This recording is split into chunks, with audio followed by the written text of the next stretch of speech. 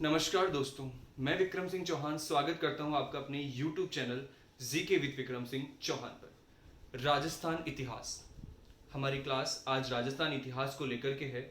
बहुत समय बाद हम राजस्थान के इतिहास में वापस से वंशों के ऊपर आ गए हैं। इससे पहले हमने राजस्थान इतिहास में राजस्थान की प्राचीन सभ्यताएं पढ़ी, मेवाड़ की राजवंश पढ़ा, जिसमें मेवाड़ के दो वंशों के बारे में हमने देखा, एक गुहिल थे और एक शिशोदिया। उसके बाद हमने चौहान वंश पढ़े, चौहान वंशों के पढ़े और चौहान वंश में हमने जालोर के चौहान, अजमेर के चौहान, सपादलक्ष के चौहान, नाड़ोल के चौहान, रणथंभौर के चौहानों की चर्चा की। और एक वंश हमने और पढ़ा जिसका नाम था गुर्जर प्रतिहार। तो जिन्होंने इन वंशों को नहीं पढ़ा है वो पीछे के वीडियो में जाकर के इन वंशों को पढ़ सकते हैं। और आज हमारा जो वंश है, नवीन वंश, जिसकी आज हम चर्चा करेंगे, और उस वंश का नाम है राजस्थान का वंश, जिसका नाम है कछवाहा वंश। जी हाँ, आज हम चर्चा करने वाले हैं कछवाहा वंश को लेकर के। कौन सा है, क्या है कछवाहा वंश की खास बातें, किससे इनकी उत्पत्ति हुई है, कौन सा इनका क्षेत्र था, कैसे इनके मुगलों के साथ संबंध स्थापित हुए, इस वंश का महत्वपूर्ण शासक मानसिंह रहा, मानसिंह के समय अकबर ने सर्वाधिक प्रदेश जीते, और कैसे इनका मुगलों के साथ वैवाहिक संबंध हुआ। आज की क्लास में हम इन बातों पर चर्चा करेंगे। कछवाहा वंश जो स्थापित हुआ, या कछवाहा वंश का जो क्षेत्र था, प्राचीन क्षेत्र था, या जहां पर वह क्षेत्र था आमेर।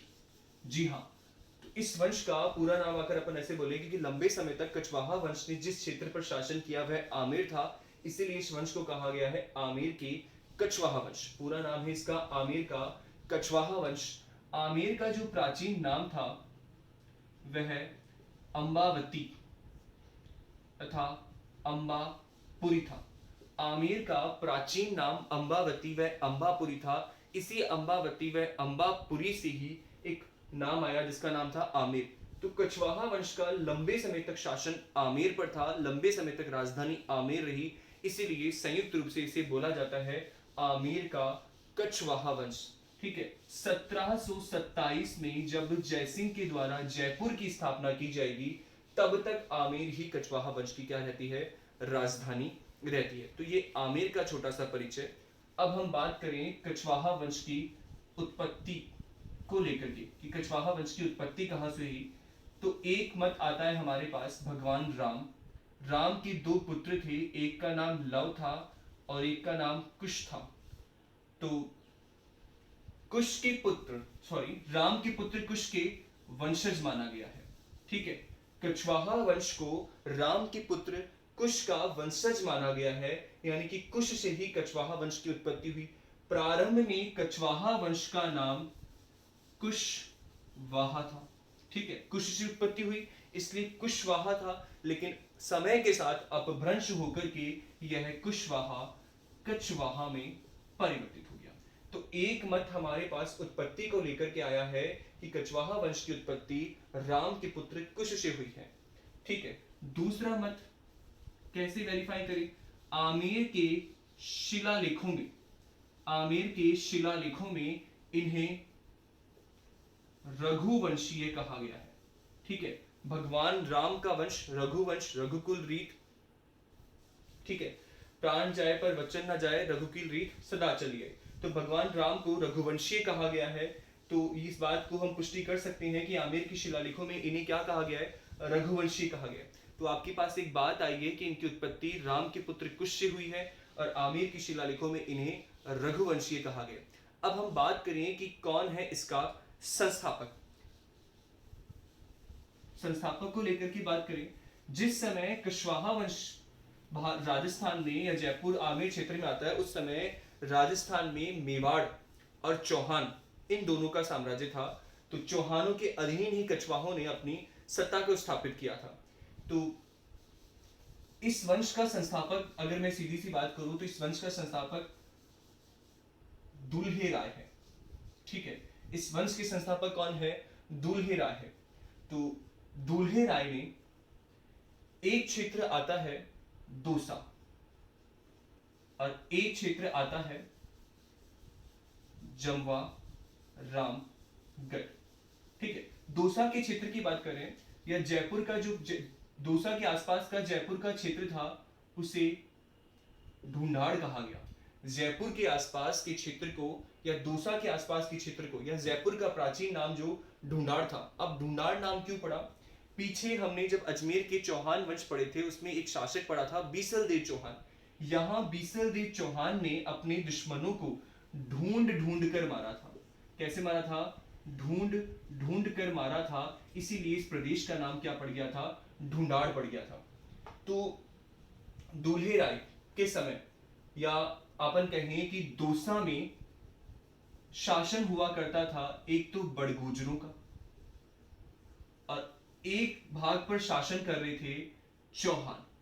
ठीक है, एक भाग पर अधिकार था बड़गुजरों का और एक भाग पर अधिकार था चौहानों का। चौहानों का जमाता हुआ करता था दूल्हे राय जो ग्वालियर के थे। कहां के थे? ग्वालियर के। चौहानों की जमाता ग्वालियर के दूल्हे राय थे। चौहानों ने अपनी सहायता के लिए बड़गुजरों को पराजित करने के लिए दूल्हे राय को आमंत्रित किया। दूल्हे राय को क्या किया? आमंत्रित किया। किसने? चौहानों ने। और 1137 में दूल्हे राय ने दौसा में बड़गुजरों को पराजित कर दिया। 1137 में चौहानों के निमंत्रण पर दूल्हे राय आते हैं और बड़गुजरों को पराजित कर देते हैं और दौसा पर क्या कर लेते हैं? अधिकार कर लेते हैं। और इसी अधिकार के साथ ही राजस्थान के अंदर दूल्हे राय के द्वारा कछवाहा वंश की स्थापना कर दी जाती है। तो अगर बात हो जाए कि संस्थापक कौन है चौहान वंश का, तो संस्थापक के रूप में नाम आ जाएगा दूल्हे राय का। चौहान वंश का संस्थापक कछवाहा वंश का संस्थापक कौन हो गया आपके पास? दूल्हे राय हो गए। किसकी सहायता के लिए आए थे? चौहानों की सहायता के लिए। किसको पराजित किया था? बड़गुजरों को। बड़गुजरों को पराजित करके 1137 में इन्होंने दौसा पर क्या कर लिया? अधिकार कर लिया। पहला पॉइंट। नेक्स्ट एक क्षेत्र और है जमुआ रामगढ़। पहले इसका नाम रामगढ़ था जो जयपुर में ही स्थित है। और जमुआ रामगढ़ में दूल्हे राय ने, अब सीमा का विस्तार करना चाहेंगे शासक बने तो, जमुआ रामगढ़ में दूल्हे राय ने मीणाओं को पराजित किया और मीणाओं को पराजित करके इस जमुआ रामगढ़ क्षेत्र पर अधिकार कर लिया। और इस पर अधिकार करने के बाद में यहां पर अपनी कुल देवी जमवाय माता का मंदिर बनाया। ठीक है, अपनी कुल देवी जमवाय माता का मंदिर बनाया।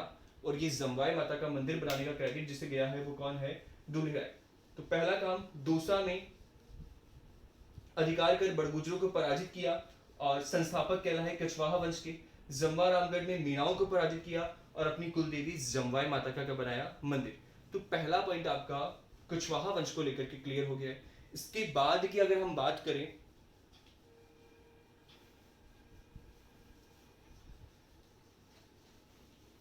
दूल्हे राय के शासन के बाद में उनके एक पुत्र हुए जिनका नाम था कोकिल देव। जी हां, दूल्हे राय के बाद में उनके पुत्र हुए जिनका नाम था कोकिल देव।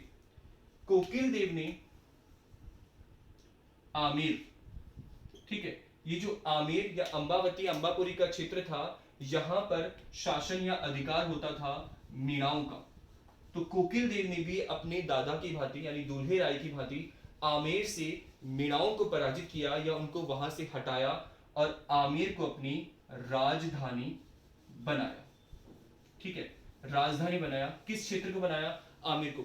दूल्हे राय ने तो जमुआ रामगढ़ को अपनी राजधानी बनाया था और वहां पे जमवाय माता का मंदिर बनाया, किंतु उनके पुत्र कोकिल देव ने आमेर से मीणाओं को पराजित करके आमेर को अपनी क्या बना लिया?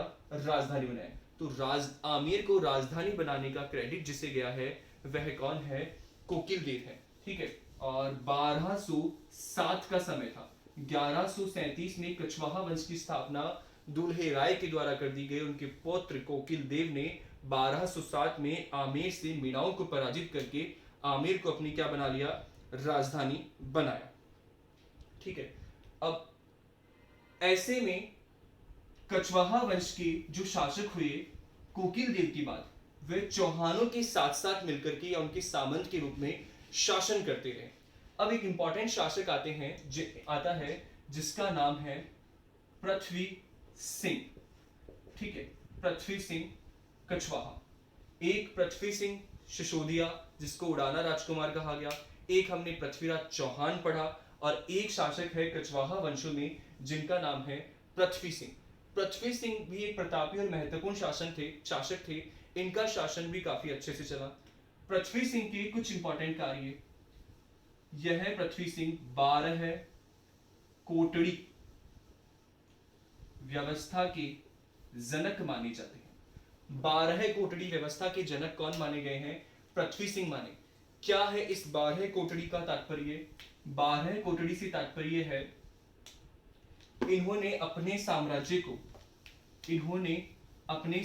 को अपने 12 पुत्रों में विभाजित किया था। अपने साम्राज्य को 12 पुत्रों में विभाजित कर दिया। तो जो इनका क्षेत्र था उसे 12 भागों में बांटकर अपने पुत्रों को सौंप दिया। इसीलिए 12 कोटड़ी व्यवस्था के जनक किसे माना गया है? पृथ्वी सिंह को माना गया है। ठीक है, पॉइंट क्लियर है कि 12 कोटड़ी व्यवस्था का जनक कौन है? तो पृथ्वी सिंह 12 कोटड़ी व्यवस्था की क्या है? जनक। पृथ्वी सिंह का एक पुत्र है जिसका नाम है सांगा। इस सांगा के द्वारा जयपुर में सांगानेर नगर बसाया गया। जयपुर में सांगानेर नगर किसके द्वारा बसाया गया? तो पृथ्वी सिंह के द्वारा जयपुर में सांगानेर नगर की स्थापना की गई थी। ठीक है, पृथ्वी सिंह के एक पुत्र सांगा ने जयपुर में सांगानेर नगर की क्या की थी? स्थापना। अब पृथ्वी सिंह की मृत्यु हो गई। पृथ्वी सिंह की मृत्यु के बाद इनका एक पुत्र, देखो सभी पुत्रों की बात नहीं करेंगे, इंपॉर्टेंट पुत्रों की, एक पुत्र जिसका नाम है भीम सिंह, यह पृथ्वी सिंह का ज्येष्ठ पुत्र है। दूसरे पुत्र जिनका नाम है पूर्ण सिंह, ठीक है, यह पृथ्वी सिंह का अनुज या छोटा पुत्र है। तो पृथ्वी सिंह की मृत्यु के बाद में भीम सिंह के स्थान पर पूर्ण सिंह आमेर के शासक बनेंगे। पूर्ण सिंह आमेर के क्या बन गए? शासक। आप समझना, पृथ्वी सिंह की मृत्यु के बाद उनके पुत्र पूर्ण सिंह आमेर के शासक बने। अब पूर्ण सिंह जब शासक बन गए, ज्येष्ठ पुत्र कौन है? भीम सिंह। भीम सिंह इस बात से रुष्ट होते हैं और भीम सिंह ने पूर्ण सिंह पर आक्रमण कर दिया। दोनों के मध्य युद्ध हुआ और भीम सिंह 1533 में पूर्ण सिंह को पराजित करके या इसको हटा करके आमेर का शासक बन जाएगा। ठीक है, पृथ्वी सिंह के बाद में शासक कौन बने? पूर्ण सिंह बने। पूर्ण सिंह छोटे थे भीम सिंह से, इसलिए पृथ्वी सिंह के बड़े पुत्र भीम सिंह ने पूर्ण सिंह को पराजित करके 1533 में आमेर का क्या बन गया? शासक बन गया। तो शासक कौन बने 1533 में? भीम सिंह बन जाते हैं। अब भीम सिंह शासन तो करते हैं, लेकिन 1536 में भीम सिंह की क्या हो जाती है? मृत्यु हो जाती है। इंपॉर्टेंट पॉइंट, 1536 में यानी 3 वर्ष की सत्ता के बाद ही भीम सिंह की मृत्यु हो गई। भीम सिंह की मृत्यु के बाद जो शासक बनेंगे 1536 में, वह शासक होंगे रतन सिंह। जी हां, वह शासक कौन होंगे? रतन सिंह। देखो, वैसे तो हम चर्चा करेंगे मान सिंह, प्रताप सिंह, जय सिंह, भारमल, भगवंत दास, लेकिन भगवंत दास या मान सिंह तक पहुंचते पहुंचते हमें इस चीज को क्लियर करना पड़ेगा कि कौन कौन से शासक हुए और ऐसे क्या रीजन रहे कि जयपुर जितना पावरफुल राज्य को मुगलों की अधीनता स्वीकार करनी पड़ी। ये धब्बा उनके जीवन पर कैसे लगा कि उन्होंने मुगलों की अधीनता स्वीकार की और अपनी पुत्री हरकाबाई का विवाह किया। तो ऐसी क्या परिस्थितियां हो गई थी, तो उन परिस्थितियों को समझने के लिए हमें पीछे इन शासकों को देखना पड़ेगा। इंपॉर्टेंट शासक ही ले रहे हैं अपन। पृथ्वी सिंह 12 को भी व्यवस्था के जनक, अपने 12 पुत्रों में विभाजन किया साम्राज्य का। इनके पुत्र सांगा ने सांगानेर नगर बसाया। इनके 2 पुत्र भीम सिंह और पूर्ण सिंह थे। मृत्यु के बाद पूर्ण सिंह शासक बनते हैं, लेकिन भीम सिंह रुष्ट होते हैं। 1533 में पूर्ण सिंह को पराजित कर स्वयं शासक बन जाते हैं, किंतु 1536 में इनकी क्या हो गई? मृत्यु के बाद 1536 में शासक जो बनेंगे वो कौन होंगे? रतन सिंह होंगे। अब हम बात करेंगे रतन सिंह। अगर आप इसका स्क्रीनशॉट लेना चाहते हो तो ले सकते हो।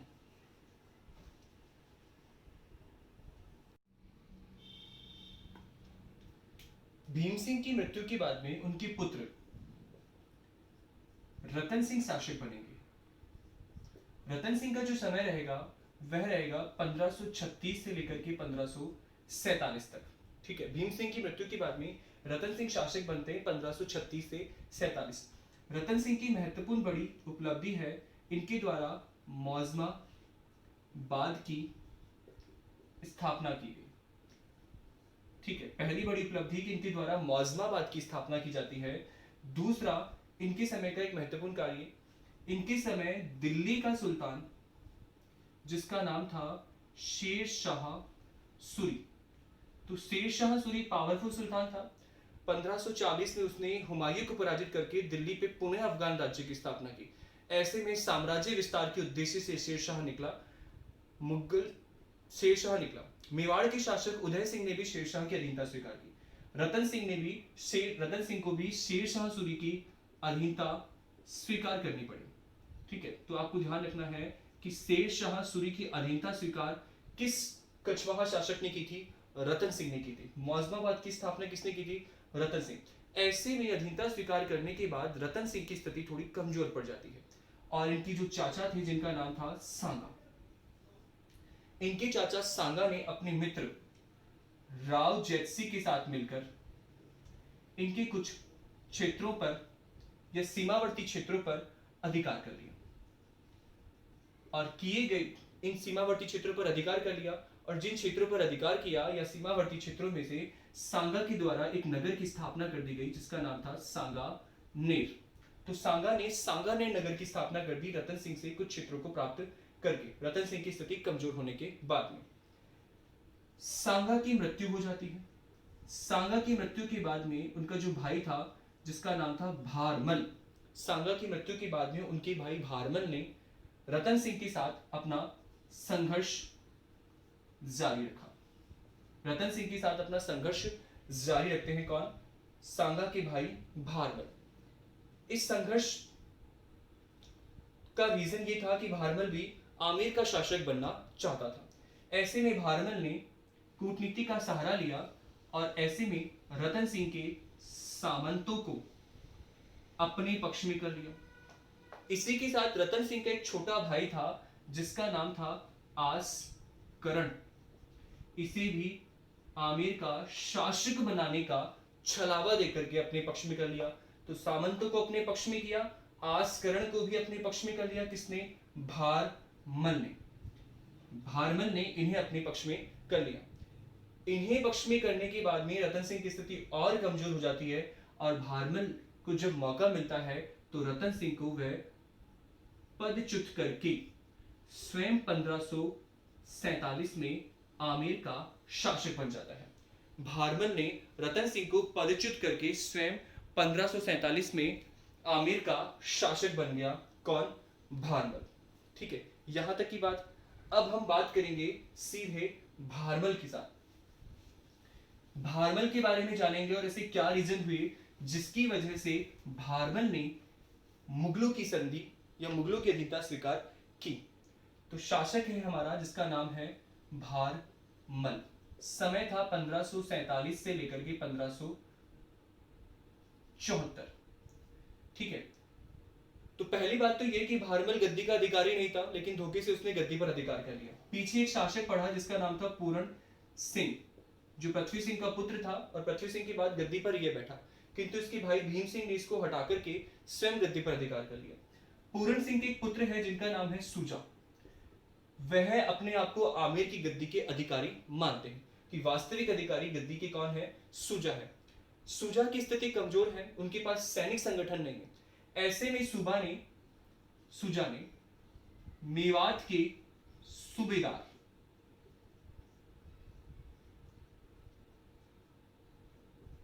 सरफुद्दीन का साथ लिया। मेवात के सूबेदार सरफुद्दीन का साथ लिया और सरफुद्दीन ने 1558 में आमेर पर आक्रमण कर दिया। 1558 में आमेर पर आक्रमण कर दिया। ऐसे में भारमल को अपने हाथ से आमेर की गद्दी जाती दिखी। 1561 में सरफुद्दीन स्वयं आमेर आता है और आमेर आकर के भारमल के पुत्र भगवंत दास और उसके कुछ समर्थक सहयोगियों को कैद कर लेता है। भारमल के पुत्र भगवंत दास और उसकी कुछ सहयोगियों को कैद कर लेता है कौन? सरफुद्दीन। और वह चाहता है कि पूर्ण रूप से आमेर पर अधिकार हो जाए किसका? सूजा का। ठीक है, तो कुछ शर्तों के साथ उन्हें कैद कर लेता है। अब सरफुद्दीन कि इस प्रकार की नीति को देखकर के भारमल को काफी चिंता होती है और भारमल को लगता है कि अगर सरफुद्दीन को अकबर का साथ मिल गया या अकबर का समर्थन प्राप्त हो गया तो आमेर का शासक कौन बन जाएगा? सूजा। तो ऐसे में भारमल आमेर पर अपना अधिकार बनाए रखने के लिए एक रणनीति का प्रयोग करता है।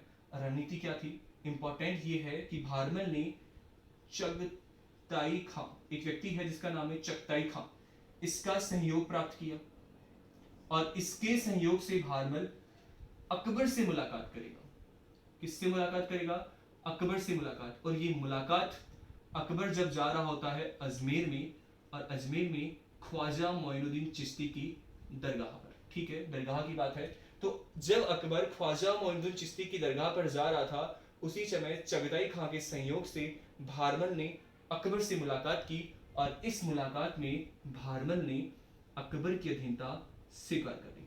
तो भारमल स्वयं अकबर के समीप उपस्थित होकर के मुगलों की अधीनता स्वीकार करता है। अधीनता स्वीकार कराने से क्या है कि जो पावरफुल शासक है वो छोटे वाले शासक को अपने अधीन रखता है, उसकी साम्राज्य को अपने अधीन रखता है, टैक्स लेता है, नियम कानून कायदे वो बना करके भेजेगा। इन सभी शर्तों के साथ भारमल ने अकबर की अधीनता को क्या कर लेता है? स्वीकार कर लेता है और अपनी पुत्री जिसका नाम है हरका बाई का विवाह, हरका बाई का विवाह भी किससे करता है? अकबर से 1562 में। और ये विवाह जहां हुआ था वह जगह थी सांभर। आप ध्यान रखेंगे कि अकबर का विवाह हरका बाई से हुआ, सांभर में हुआ। दो इंपॉर्टेंट बातें भारमल को लेकर के कि पहला राजपूत शासक जिसने मुगलों की अधीनता स्वीकार की, भारमल। किसके समय पहली बार मुगल राजपूत वैवाहिक संबंध स्थापित हुए? भारमल के समय। ठीक है, अब इतने सारे कार्य हो गए तो ऐसे में भारमल अधीनता स्वीकार कर लिया है तो अकबर भी भारमल से इंप्रेस होता है और अकबर भारमल को दो उपाधियां देता है। एक उपाधि होती है राजा की उपाधि और एक उपाधि है अमीर उल उमरा की उपाधि। किसको दी अकबर ने? भारमल को राजा की उपाधि दी और अमीर उल उमरा, और इसी के साथ ही उसे 5000 का मनसब भी दिया। किसको दिया गया? भारमल को 5000 का मनसब दिया। किसने? अकबर ने। यहां तक की बात हो गई। ठीक है, अब इन वैवाहिक संबंधों से अकबर का जो हरका बाई के साथ वैवाहिक संबंध हुआ उसके कुछ परिणाम हुए कि अकबर की धार्मिक नीति में काफी परिवर्तन होते हैं। अकबर की धार्मिक नीति में काफी परिवर्तन होते हैं। आप सुनना, 1562, 63, 64 में अकबर 3 बड़े धार्मिक परिवर्तन करता है।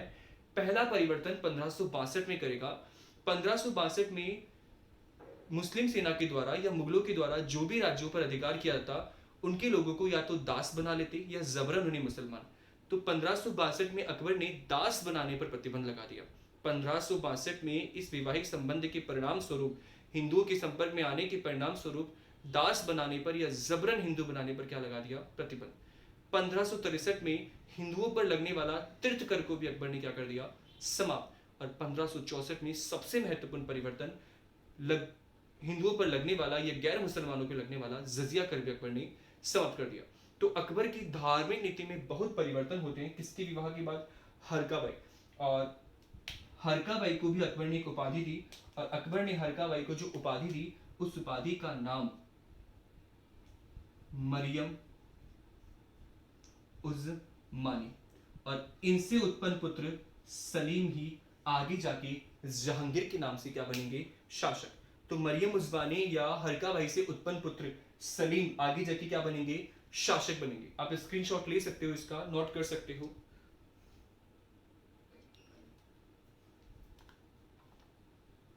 ठीक है, अब भारमल ने अकबर की अधीनता स्वीकार कर ली और इसी अधीनता स्वीकार के बाद भारमल ने अपने पुत्र जिसका नाम था भगवंत दास और अपने पुत्र जिनका नाम था मानसिंह, दोनों को मुगलों की सेवा में भेज दिया।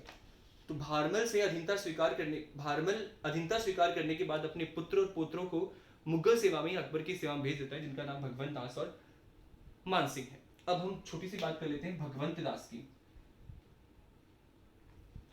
भगवंत दास वैसे तो भारमल के 10 पुत्र थे, लेकिन उसका ज्येष्ठ पुत्र जो था वह भगवंत दास था। 1574 में ये शासक बनता है और 1589 तक ये आमेर का शासक रहता है। जब भारमल शासक था तो इसने अकबर को अपनी सेवाएं प्रदान की, जो भी उसकी सेवाएं थी उन सारी सेवाएं प्रदान की, दरबार में उपस्थित रहा। अकबर ने इसे बंगाल की, बिहार की सूबेदारी भी दी, बंगाल की सूबेदारी थी और लाहौर की सूबेदारी भी इसको प्राप्त हुई। बहुत सारे सैनिक अभियान भगवंत दास ने अकबर के लिए किए। लेकिन इंपॉर्टेंट बात क्या है, भगवंत दास की एक पुत्री है जिनका नाम है मान बाई। अकबर मान बाई, भगवंत दास ने अपनी पुत्री मान बाई का विवाह अकबर के पुत्र जहांगीर से किया। ठीक है, भगवंत दास ने अपनी पुत्री मान बाई का विवाह अकबर के पुत्र जहांगीर से करता है। ठीक है, और 1589 में लाहौर में इनकी क्या हो जाती है, मृत्यु हो जाती है और अकबर के द्वारा इन्हें भी 5000 का मनसब दिया जाता है। तो आज की हमारी क्लास में हमने जाना आमेर के कछवाहा शासकों को लेकर के कि कैसे इनकी उत्पत्ति हुई। इनकी उत्पत्ति को लेकर के मत है राम के पुत्र कुश से आमेर के शिलालेखों में इनको रघुवंशीय कहा गया। आमेर का प्राचीन नाम अंबावती या अंबापुरी था और जब तक जयपुर राजधानी बनता है तब तक आमेर ही रहता है। संस्थापक की बात करें तो दुल्हे राय था, जो चौहानों का जमाता था। उन्होंने बड़गुजरों को पराजित करने के लिए दुल्हे राय का समर्थन लिया। दुल्हे राय ने बड़गुजरों को पराजित करके दौसा पर अधिकार किया और जमवा रामगढ़ पर अधिकार करके जमवाई माता का मंदिर बनाया, जो आमेर के कछवाहा शासकों की क्या है, कुल देवी है। इसके आगे अगर अपन चले तो आगे की बात ये कि दुल्हे राय के बाद में कोकिल देव शासक बनते हैं, जो आमेर को राजधानी बनाते हैं और 1727 तक आमेर राजधानी कछवाहा शासकों की रहती है। कोकिल देव के बाद में महत्वपूर्ण शासक पृथ्वी सिंह है, जो 12 कोटड़ी व्यवस्था के जनक हैं। अपने साम्राज्य को 12 पुत्रों में बांटा। उनके बाद पूरन सिंह, भीम सिंह शासक बने। उनके बाद रतन सिंह शासक बने, जो मौजमाबाद की स्थापना करते हैं, शेरशाह सूरी की अधीनता स्वीकार करते हैं। पृथ्वी सिंह के पुत्र सांगा ने सांगानेर नगर की स्थापना की थी। भीम सिंह के बाद जब रतन सिंह शासक बनते हैं, उनका संबंध सांगा से सही नहीं रहते हैं। सांगा उन्हें परेशान करते हैं, उन क्षेत्रों पर अधिकार कर लेते हैं और सांगा के जो भाई थे भारमल, उनका भी संघर्ष चलता है। इस संघर्ष में भारमल को सफलता मिलती है और वह रतन सिंह को पदच्युत करके स्वयं आमेर का शासक बन जाता है। पूरन सिंह के पुत्र सूजा ने आमेर की गद्दी पर अपना अधिकार जताया, जिसको लेकर के भारमल ने आमेर की गद्दी को बचाने के लिए मुगलों के साथ में संधि कर ली, उनकी अधीनता स्वीकार करी और अपनी पुत्री हरका बाई का विवाह किया। ये विवाह बहुत इंपॉर्टेंट है क्योंकि पहला मुगल राजपूत विवाह था और भारमल पहला शासक था जिसने राजपूत मुगलों की अधीनता स्वीकार की। इसके बाद राजस्थान में मुगल सत्ता के प्रसार में कछवाहा शासकों का बहुत योगदान रहेगा। राजस्थान में नहीं, इवन संपूर्ण उत्तर भारत में कछवाहा शासक का बहुत इंपॉर्टेंट रोल रहेगा। इसमें से मानसिंह अकबर के नवरत्न में भी क्या होंगे, शामिल।